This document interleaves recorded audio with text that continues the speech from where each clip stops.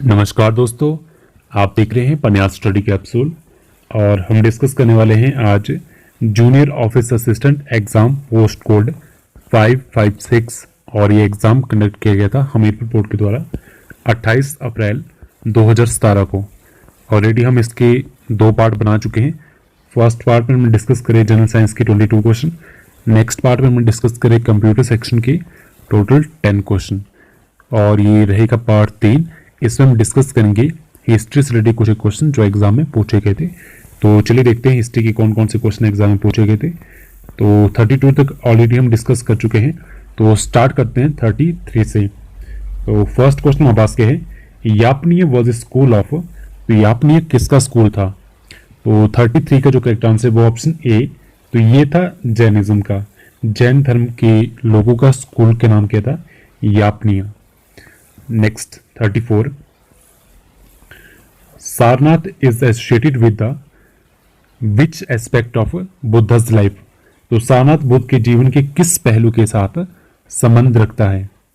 तो 34 का जो करेक्ट आंसर है वो है ऑप्शन ए, फर्स्ट सरमन, जो प्रथम धर्मोपदेश उन्होंने दिया था तो वो दिया था सारनाथ में। और इनके द्वारा जो अलग अलग जीवन में प्रमुख घटनाएं हुई थी उन्हें अलग अलग वर्ड दिए गए हैं। जैसे मैं स्टार्टिंग से बात करता हूँ, जो उन्होंने जब गृह त्याग किया था तो उस घटना को कहते थे महाभिनिष्क्रमण। जब उन्हें ज्ञान की प्राप्ति हुई थी तो उसे कहते थे संबोधि। जब उन्होंने प्रथम उपदेश दिया था जो यहाँ पे पूछा गया था तो उसे कहते थे धर्म चक्र परिवर्तन। और जब उनका देहांत हुआ था उसे कहा था महापरिनिर्वाण। तो ये कुछ वर्ड है एग्जाम में पूछे जाते हैं। और एक आपसे पूछा जाता है कि बुद्ध जो वर्ड है उसका मीनिंग क्या है? तो उसका मीनिंग होता है एन एनलाइटन वन। तो ये कुछ क्वेश्चन है एग्जाम में पूछे जाते हैं बुद्ध से रिलेटेड। तो चलिए नेक्स्ट क्वेश्चन देखते हैं 35, the great scholar Banabhatta live during the region of. तो महान विद्वान जो थे बाणभट्ट वो किसके शासन के दौरान रहे थे? तो 35 का जो करेक्ट आंसर है वो है ऑप्शन सी हर्षवर्धन। तो ऑप्शन सी इसका करेक्ट आंसर है। और अलाइड में काफी सारे क्वेश्चन पूछे गए थे इस तरह के। तो नेक्स्ट क्वेश्चन देखते हैं 36। 36 क्या है? Jobni is a dance from traditionally performed in the north eastern India by the. Jobni एक परंपरागत नृत्य शैली है जो उत्तर पूर्वी भारत में प्रस्तुत किया जाता है, किसके द्वारा? तो 36 का करेक्ट आंसर है ऑप्शन ए डिमासाओ के द्वारा। तो ये प्रस्तुत किया जाता है डिमासाओ के द्वारा। ऑप्शन ए करेक्ट आंसर इसका। और जो इस कम्युनिटी के लोग हैं वो मैक्सिमम पाए जाते हैं आपके आसाम स्टेट और नागालैंड स्टेट में। तो चलिए नेक्स्ट क्वेश्चन देखते हैं 37, विच one of the following is a dance drama. तो इनमें से कौन सी एक नृत्य नाटिका है? तो 37 का जो करेक्ट आंसर है वो है ऑप्शन डी, तो वो है Kathakali. Option D Kathakali is the correct answer, ये है dance drama. Next 38, India's first talkie film produced in 1931 was. Bharat की जो पहली बोलती फिल्म, तो पहले जो मूवी बनती थी उनमें वॉइस नहीं होती थी, उसके बाद 1931 में एक मूवी आई थी जो बोलती हुई फिल्म थी। तो 38 का जो करेक्ट आंसर है वो ऑप्शन सी, उसका नाम था आलम आरा। उस मूवी का नाम था आलम आरा। तो काफी इंपॉर्टेंट क्वेश्चन है। Next 39, which one of the flowing site is famous for pre historic painting. तो इनमें से कौन सा स्थल है जो चित्रकला के लिए प्रसिद्ध है? तो 39 का जो करेक्ट आंसर है वो ऑप्शन सी, तो वो है आपका Bhimbetka. Option C Bhimbetka correct. और ये पड़ता है आपका स्टेट मध्य प्रदेश में। Next 40, at which place the famous enigmatic Trimurti Sadavisha Sadashiva located. तो किस स्थान पर प्रसिद्ध गुड़ त्रिमूर्ति सदाशिव अवस्थित है? तो 40 का जो करेक्ट आंसर है वो ऑप्शन सी, तो ये है एलिफेंटा में। ऑप्शन सी एलिफेंटा इसका करेक्ट आंसर है। और ये आपका पड़ता है महाराष्ट्र में। तो काफी बार आपसे पूछा जाता है। तो चलिए नेक्स्ट क्वेश्चन देखते हैं। बाकी जो आपका एलोरा, अजंता, एलिफेंटा ये तीनों आपके महाराष्ट्र में पड़ते हैं। Next 41, Gandhara art is a combination of, तो गांधार कला किसका कॉम्बिनेशन है? 41 का जो करेक्ट आंसर है वो option B, option B Indian and Greek style, भारतीय तथा ग्रीक शैली का सम्मिश्रण है आपका गांधार आर्ट। नेक्स्ट 42, 42 क्या है? हु रोड द बुक नील दर्पण, तो नील दर्पण पुस्तक किसके द्वारा लिखी गई थी? 42 का जो करेक्ट आंसर है वो है ऑप्शन ए, ऑप्शन ए दीन बंधु मित्र के द्वारा लिखी गई थी नील दर्पण। Next 43, the Sangam text, the Sangam text ताल की PM is a work of, तो ये किसकी कृति है ये? तो 43 का जो करेक्ट आंसर वो ऑप्शन ए, तो ये है ग्रामर की, option A is the correct answer, grammar. Next 44, Baisakhi is celebrated on, तो बैसाखी जो उत्सव है वो कब मनाया जाता है? तो 44 का जो करेक्ट आंसर वो option C, establishment of Khalsa Panth, Khalsa पंथ की स्थापना पर मनाया जाता है आपका बैसाखी, तो ऑप्शन सी यहाँ पे करेक्ट आंसर है। Next 45, which one of the following festival is closely related to legendary king Bali, तो इनमें से कौन सा उत्सव है जो राजा बाली से जुड़ा हुआ है? तो 45 का जो करेक्ट आंसर है वो है ऑप्शन ए, 45 का करेक्ट आंसर आपके पास ऑप्शन ए ओनम। और ये जो फेस्टिवल है ये आपका माना जाता है स्टेट केरला में, तो काफी फेमस है। Next 46, which one of the following leader never became the president of India Indian National Congress, तो उनमें से कौन से फेमस लीडर है जो कभी भी जो इंडियन नेशनल कांग्रेस है उसके अध्यक्ष नहीं बने हैं? तो 46 का जो करेक्ट आंसर है वो है option A, option A Bal Gangadhar Tilak.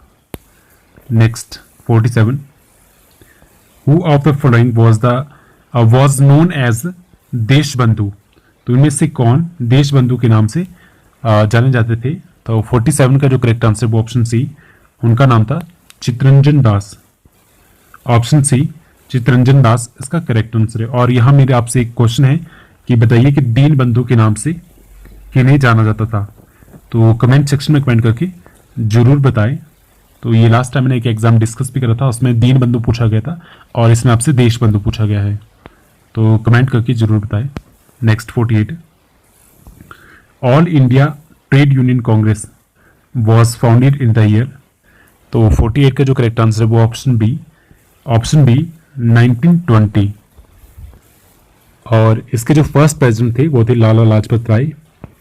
Next 49, Mahatma Gandhi became the president of Indian National Congress in which session, तो 49 का जो करेक्ट आंसर है वो है आपके पास ऑप्शन सी, वो था बेलगाम सेशन और ये हुआ था 1924 में। तो ये क्वेश्चन काफी बार पूछा जाता है और घुमा फिरा के पूछा जाता है। तो नेक्स्ट क्वेश्चन देखते हैं 50 क्या है?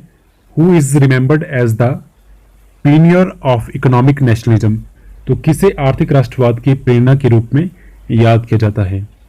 तो 50 का जो करेक्ट आंसर है वो ऑप्शन ए, आरसी दत्त को, तो आरसी दत्त को याद किया जाता है आर्थिक राष्ट्रवादी की प्रेरणा के रूप में।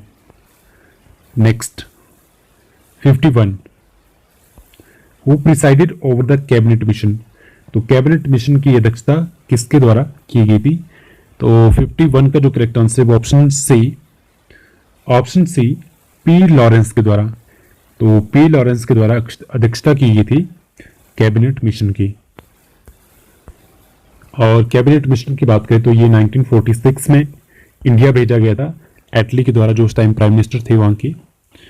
और इसका मेन पर्पस यही था जो ब्रिटिश गवर्नमेंट की जो पावर है उसे ट्रांसफर करना इंडियन लीडरशिप में। Next 52, who of the following was associated with the August offer, तो उनमें से कौन सा अगस्त ऑफर के साथ संबंधित था? 52 का जो करेक्ट आंसर है वो ऑप्शन ए, लॉर्ड लिनलिथगो, तो ऑप्शन ए लॉर्ड लिनलिथगो इसका करेक्ट आंसर है। और बात करें अगस्त ऑफर की तो ये आया था 1940 में और इसमें कहा गया था कि जो एग्जीक्यूटिव काउंसिल होती है वाइसरॉय की, उसमें ज़्यादा से ज़्यादा इंडियन को पार्टिसिपेट करने का मौका दिया जाएगा। तो ईयर भी काफ़ी इंपॉर्टेंट है। Next 53, who is called the iron man of India, Bharat के लौह पुरुष, तो जिनके नाम पे अभी एक हाल ही में मूर्ति भी बनाई गई है, स्टैच्यू ऑफ यूनिटी। तो 53 का जो करेक्ट आंसर है ऑप्शन ए, सरदार वल्लभ भाई पटेल। तो next question 54, who is known as Loknayak, तो लोकनायक के नाम से किसे जाना जाता था? तो 54 का जो करेक्ट आंसर है ऑप्शन सी, जयप्रकाश नारायण को। जयप्रकाश नारायण को लोकनायक के रूप में जाना जाता था। तो ऑप्शन सी करेक्ट आंसर है। नेक्स्ट क्वेश्चन देखते हैं 55, quit India movement was launched in response to, तो भारत छोड़ो आंदोलन किसके विरोध में चलाया गया था? तो 55 का जो करेक्ट आंसर है वो आपके पास option C, Cripps proposal. Cripps proposal के विरोध में चलाया गया था भारत छोड़ो आंदोलन, और ये इसकी जो लीडरशिप की गई थी वो की गई थी महात्मा गांधी जी के द्वारा, और इसमें उन्होंने एक नारा लगाया था, करो या मरो का, डू और डाई। काफ़ी फेमस नारा है।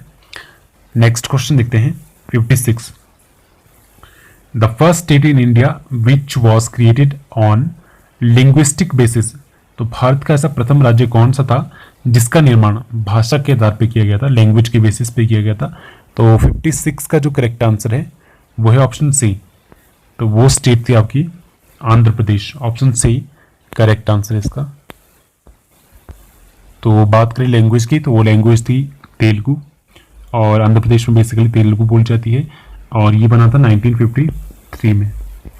तो चलिए नेक्स्ट बात करते हैं 57, Jammu and Kashmir became an integral part of India on 26 October of, तो जम्मू कश्मीर किस वर्ष 26 अक्टूबर को भारत का एक अभाज्य अंग बना था? तो 57 का जो करेक्ट आंसर है वो ऑप्शन ए, 1947 में। तो 26 अक्टूबर 1947 को जम्मू कश्मीर भारत में जुड़ा था।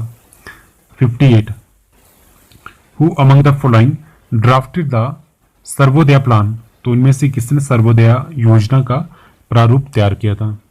तो 58 का जो करेक्ट आंसर है वो option C, option C Jayaprakash Narayan. Jayaprakash Narayan, option C correct answer है इसका। जयप्रकाश नारायण जिन्हें हम लोकनायक के नाम से भी जानते हैं, और सर्वोदय प्लान आपका आया था 1950 में।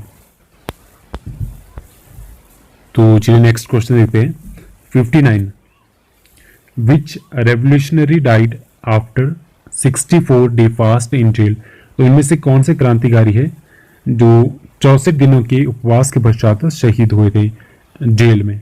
तो 59 का जो करेक्ट आंसर है वो ऑप्शन ए, ऑप्शन ए उनका नाम था जतिन दास। तो कई बार आपसे डेज भी पूछे जाते हैं और कई बार आपसे उनका नाम पूछा जाता है। नेक्स्ट 60 आपके पास क्या है? Rani Gaidinliu was the fearless freedom fighter from which of the following part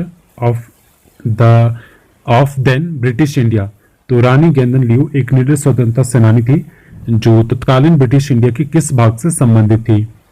तो 60 का जो करेक्ट आंसर है वो है ऑप्शन बी, तो ये थी मणिपुर से। ऑप्शन बी करेक्ट आंसर है इसका। 61, तो 61 में हमारे पास इंडियन पॉलिटी से रिलेटेड क्वेश्चन है, तो चलिए इनको भी डिस्कस कर लेते हैं। 61 क्या है? The member of Rajya Sabha are, तो जो राज्यसभा के मेंबर होते हैं, तो 61 का करेक्ट आंसर ऑप्शन सी, तो ये डायरेक्ट इलेक्ट किए जाते हैं इनडायरेक्टली, तो option C is the correct answer. 61 का ऑप्शन सी। और इन्हें इलेक्ट किया जाता है जो हमारे एमएलए होते हैं स्टेट के या फिर यूनियन टेरिटरी के, तो उनके द्वारा इलेक्ट किया जाता है जो एमपी रहते हैं राज्यसभा के। तो हमारे द्वारा डायरेक्टली चूज नहीं किया जाता, इनको इलेक्ट नहीं किया जाता। जैसे आपके पास लोकसभा के जो मेंबर रहते हैं, जैसे अभी 2019 की बात करें तो अभी लोकसभा के इलेक्शन होने वाले हैं, तो उन्हें हम इलेक्ट करते हैं, डायरेक्टली इलेक्ट करते हैं, हम उन्हें वोट देते हैं, उसके बाद वो चुन के जाते हैं लोकसभा के लिए। बट राज्यसभा को हम इलेक्ट नहीं करते, जो भी मेंबर रहते हैं उन्हें इलेक्ट करते हैं हमारे जो एमएलए रहते हैं वो। Next 62, what is the fix number of member of Lok Sabha, तो लोकसभा के सदस्यों की जो स्थिर संख्या है वो कितनी है। तो 62 का जो करेक्ट आंसर है वो है ऑप्शन बी, तो वो है 545 एट प्रेजेंट, और मैक्सिमम हो सकती है 552। Next 63, the function of pro tem speaker is to, तो प्रोटेम स्पीकर का काम क्या होता है। तो 63 का जो करेक्ट आंसर है वो ऑप्शन ए, तो उनका काम होता है स्वेरिंग मेंबर्स, सदस्यों का शपथ ग्रहण कराना, तो ये काम होता है प्रोटेम स्पीकर का। और बात करें प्रोटेम स्पीकर की, तो इन्हें आप कह सकते हो कि एज ए टेम्परेरी स्पीकर की तरह काम करते हैं। जैसे आप सभी जानते हैं अभी 2019 में नए नए इलेक्शन होने वाले हैं, तो नए नए इलेक्शन होने वाले हैं तो नए नए मेंबर्स आएंगे लोकसभा में, तो कोई भी हमारे पास परमानेंट स्पीकर उस टाइम नहीं होगा इलेक्ट हुआ, तो उस टाइम जो काम करते हैं वो काम करते हैं प्रोटेम स्पीकर। और ये सीनियर मोस्ट मेंबर ही रहते हैं लोकसभा की, उसकी लिस्ट बनाई जाती है, लोकसभा मेंबर की लिस्ट बनाई जाती है सीनियर मोस्ट की, और वो भेजी जाती है प्रेसिडेंट के पास अप्रूवल के लिए, और उन्हीं के द्वारा फिर अपॉइंट किए जाते हैं प्रोटेम स्पीकर, और वही फिर जो भी सदस्य रहते हैं उनको शपथ दिलाते हैं। तो इन्हें एज ए टेम्परेरी मेंबर आप कह सकते हो, temporary speaker. Next 64, what is 0R, तो ये शून्यकाल क्या चीज है। 64 का जो करेक्ट आंसर है वो option C, when matters of utmost importance are raised, जब अति महत्व के विषय उठाए जाते हैं तो उससे कहते हैं 0R। और 0R की बात करें तो ये आपका स्टार्ट होता है क्वेश्चन आर के बाद, और इसका जो मैक्सिमम टाइम रहता है वो आपका रहता है 1 आवर का। तो आपसे कई बार पूछा जाता है मैक्सिमम टाइम लिमिट क्या है 0R की, तो वो है 1 आवर, और ये आपका रहता है जब तक आपका जो agenda of the day start नहीं होता तब तक आपका 0 आवर रहता है क्वेश्चन आवर के बाद। तो चलिए नेक्स्ट क्वेश्चन देखते हैं 65। 65 क्या है, to whom does the public account committee submit it reports, तो लोक लेखा समिति अपनी जो रिपोर्ट है वो किसे सबमिट करती है। 65 का जो करेक्ट आंसर है वो ऑप्शन सी, ऑप्शन सी आपके पास है स्पीकर ऑफ द लोकसभा। तो बात करते हैं लोक लेखा समिति जिसे कहते हैं पब्लिक अकाउंट कमेटी, तो इसमें जो टोटल मेंबर रहते हैं वो आपके रहते हैं 22। आपसे कई बार पूछा जाता है, लोकसभा से रहते हैं 15, और राज्यसभा से बात करें तो राज्यसभा से टोटल 7 मेंबर इसमें इंक्लूड रहते हैं।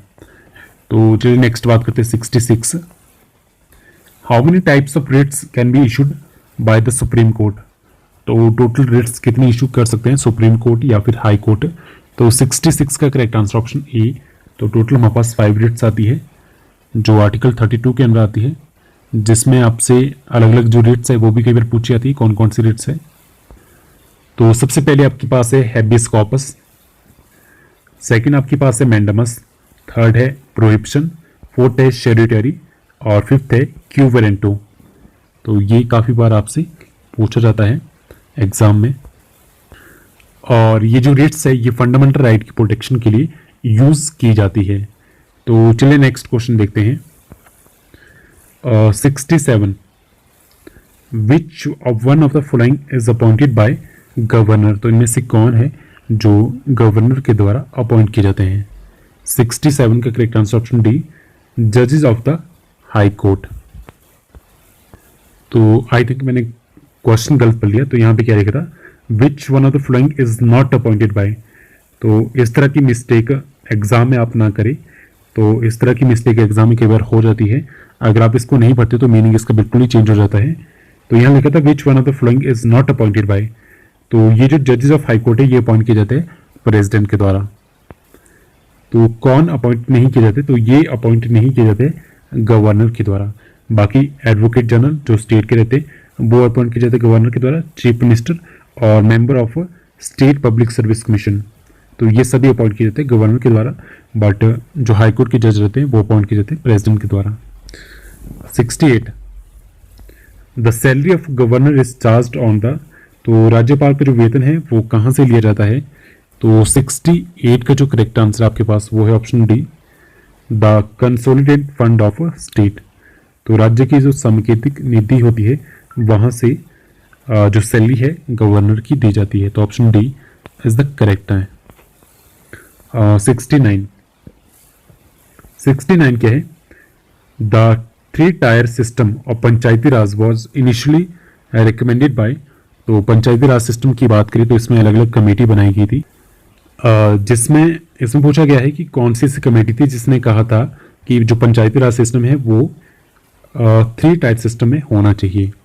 तो 69 का जो करेक्ट आंसर वो ऑप्शन ए, वो थी बलवंत राय मेहता कमेटी, जो जिनका जो कार्यकाल था वो था 1957 से लेकर 1958 में। और इनका कहना था कि जो पंचायती सिस्टम है वो 3 टायर सिस्टम में होना चाहिए, जिसमें आपके पास फर्स्ट हो जो ग्राम लेवल पे हो, गांव की लेवल पे हो, वो हो ग्राम पंचायत। उसके बाद दूसरे नंबर पे आपके पास हो ग्राम समिति, और उसके बाद आपके पास हो जिला परिषद। तो यहाँ जो करेक्ट आंसर है वो option A, Balwant Rai Mehta committee.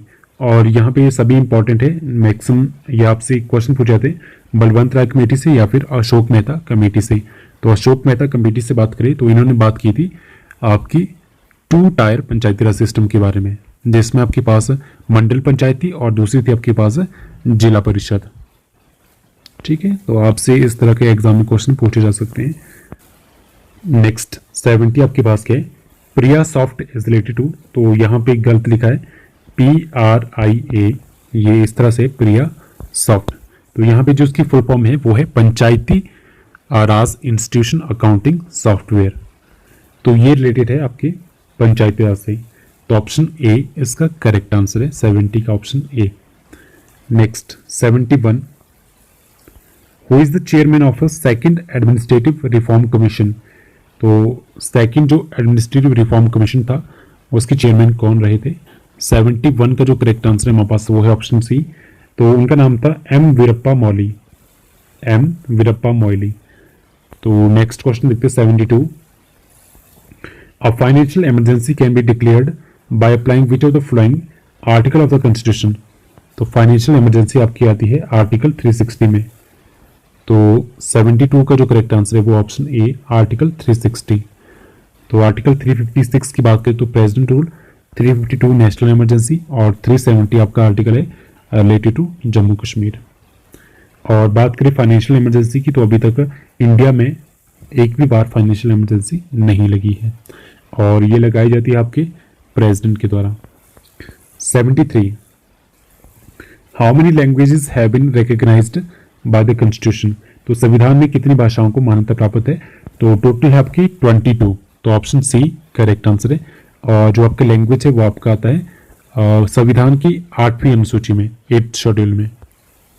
और पहले संविधान में टोटल 18 भाषाएं थी, और उसके बाद जब 92nd अमेंडमेंट हुई थी 2003 में, तो उसके बाद 3 नई लैंग्वेज ऐड की गई थी 8th शेड्यूल में, जो आपकी थी मैथिली, डोगरी, बोडो और संथाली। तो नेक्स्ट क्वेश्चन देखते हैं 74, विच of the following is contain in the 11th schedule of the Indian constitution. तो जैसा हम सभी जानते हैं तो हमारा संविधान है उसमें टोटल 12 अनुसूचियां हैं। तो उसमें पूछा गया है तो 11th शेड्यूल है वो किस चीज़ से रिलेटेड है। तो वो है आपका पंचायती राज सिस्टम से। तो ऑप्शन बी, प्रोविजन ऑफ पंचायती राज इसका करेक्ट आंसर है। और पंचायती राज सिस्टम की बात करें तो इसे ऐड किया गया था 73rd अमेंडमेंट 1992 में।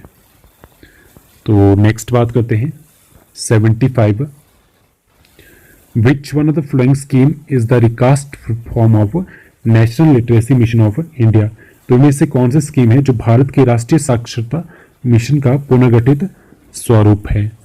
तो 75 का जो करेक्ट आंसर है वो ऑप्शन बी साक्षर भारत इसका करेक्ट आंसर है। तो next 76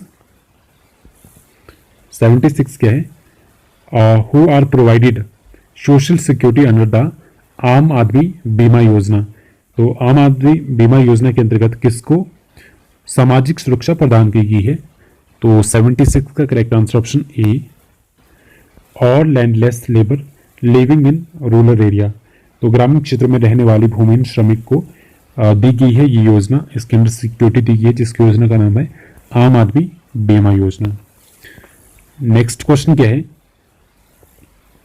national rural employment guarantee scheme was launched initially in, जिसे हम मनरेगा भी कहते हैं, जो आपकी लॉन्च हुई थी 2 फरवरी 2006 को। तो ये पूछा गया है कि कितने डिस्ट्रिक्ट में इनिशियली लॉन्च की गई थी। तो 77 का जो करेक्ट आंसर है यहाँ पे वो है option C. Option C 200 district. तो आज के लिए इस वीडियो में फिलहाल इतना ही डिस्कस करते हैं, क्योंकि ये जो आपके क्वेश्चन अब स्टार्ट हो रहे हैं ये स्टार्ट हो रहे हैं इकोनॉमिक्स रिलेटेड। तो इन्हें हम नेक्स्ट पार्ट में डिस्कस करेंगे, इकोनॉमिक्स और जियोग्राफी के जो भी क्वेश्चन आएंगे। तो आज हम डिस्कस करें इसमें हिस्ट्री और इंडियन पॉलिटी से रिलेटेड कुछ एक क्वेश्चन। अगर आपको किसी क्वेश्चन में डाउट हो तो आप कमेंट सेक्शन में कमेंट करके बता सकते हो। सो आज के लिए फिलहाल इतना ही। So thank you so much.